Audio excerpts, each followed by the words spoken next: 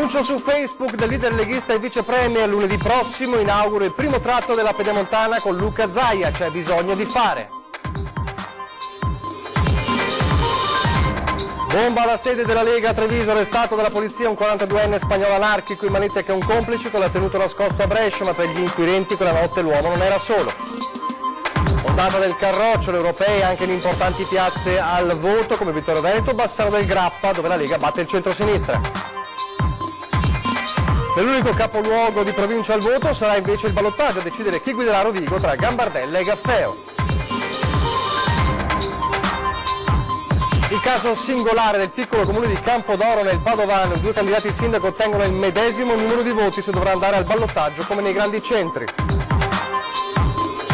Taglio dei vitalizi, passa la legge in Consiglio regionale, esulta il Movimento 5 Stelle Veneto. Autocontrottine, pauroso schianto stamane lungo la Marosticana a Sandrigo, vittima una donna di 68 anni, è finita con la vettura contro un autoarticolato. Pronto il piano operativo di Veneto Strade per demolire la frana di Schiucazze, verrà utilizzato esplosivo per alleggerire la parte sommitale della frana.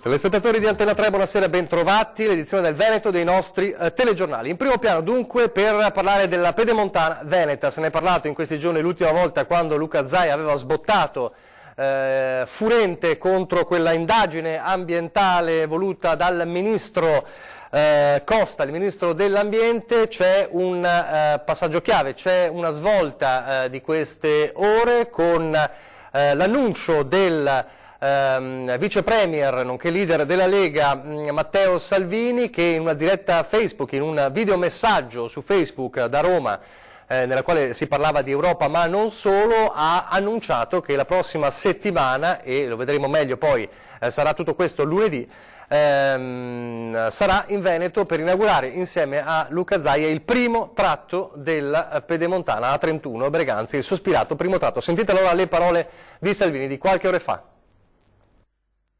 Io settimana prossima sarò insieme a Luca Zaia in Veneto a inaugurare il primo tratto della Pedemontana, che farà viaggiare più velocemente tantissimi lavoratori, camionisti, imprenditori. C'è bisogno di fare, di costruire, di inquinare di meno, di spendere di meno e di viaggiare più velocemente in sicurezza.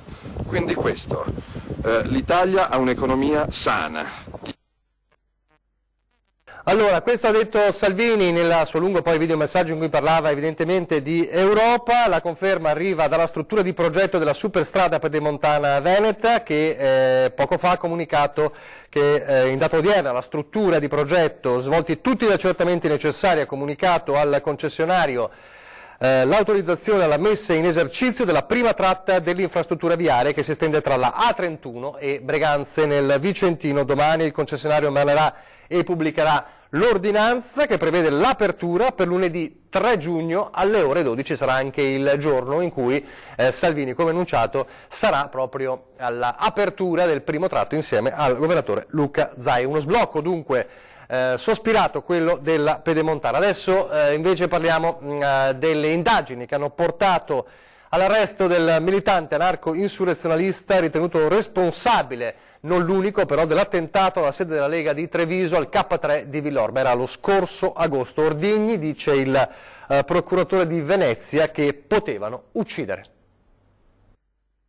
Una organizzazione puntuale di gravità eccezionale, perché se fossero intervenuti soggetti presenti o comunque la polizia o comunque le forze dell'ordine sulla prima bomba, ci sarebbe stata la seconda bomba a filo sulle scale e questo avrebbe provocato una strage. Non un atto improvvisato, ma ordigni che potevano uccidere quelli posizionati lo scorso 12 agosto all'esterno del K3, sede provinciale della Lega a Fontane di Villorba.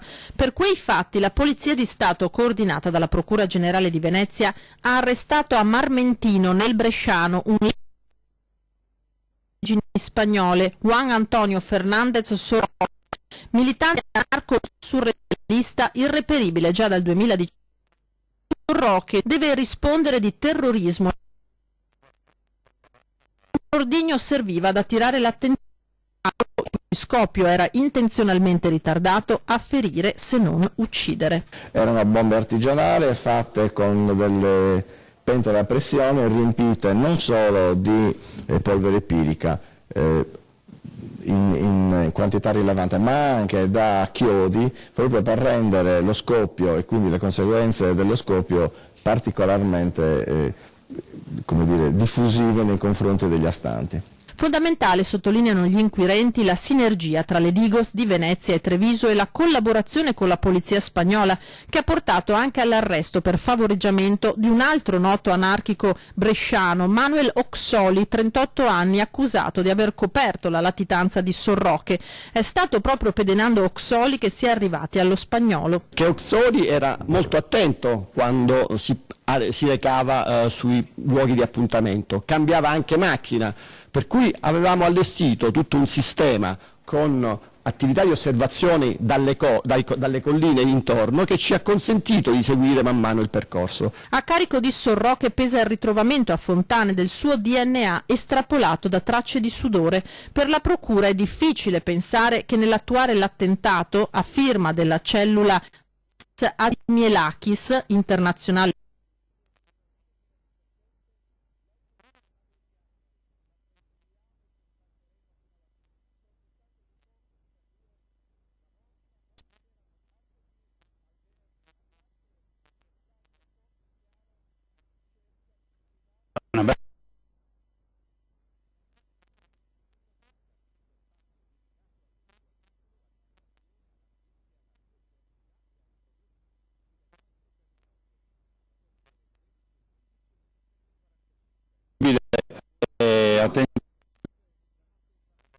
del tribunale.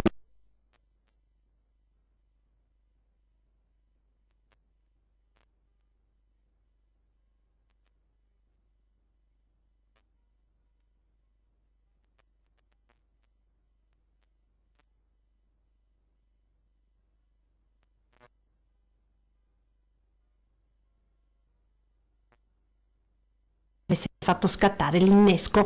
Chiunque pensasse di usare la violenza politica è avvisato, commenta Roberto Ciambetti, commissario straordinario della Lega per la Marca. Da questa operazione giunge un segnale importante. Nelle ultime settimane c'è stata un'escalation incredibile di insulti ed accuse pretestuose contro il movimento leghista, con un inaccettabile clima di violenza in crescita, unos ideale per esagitati e facinorosi che cercano ogni motivazione per dar sfogo al loro rancore ed odio. Ecco l'arresto a Brescia di questo indiziato, conclude Ciambetti, dice che non c'è spazio nella nostra realtà per estremisti, provocatori e violenti.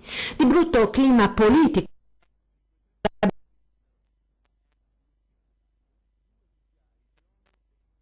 Direi di sì, è una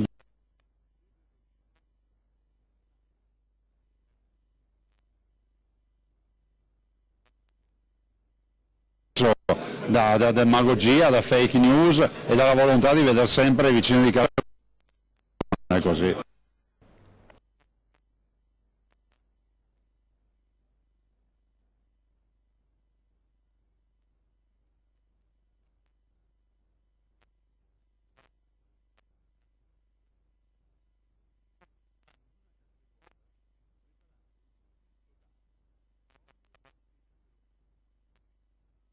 Cornuda e di Crocetta del Montello. Sul posto ci sono i vigili del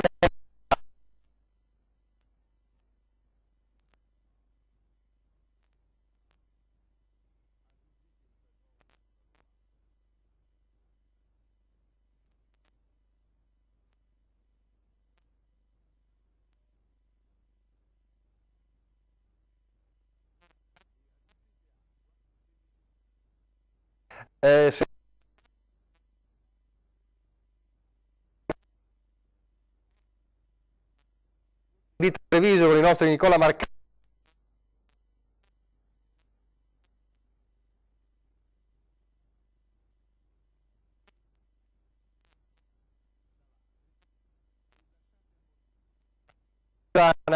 Adesso restiamo in regione per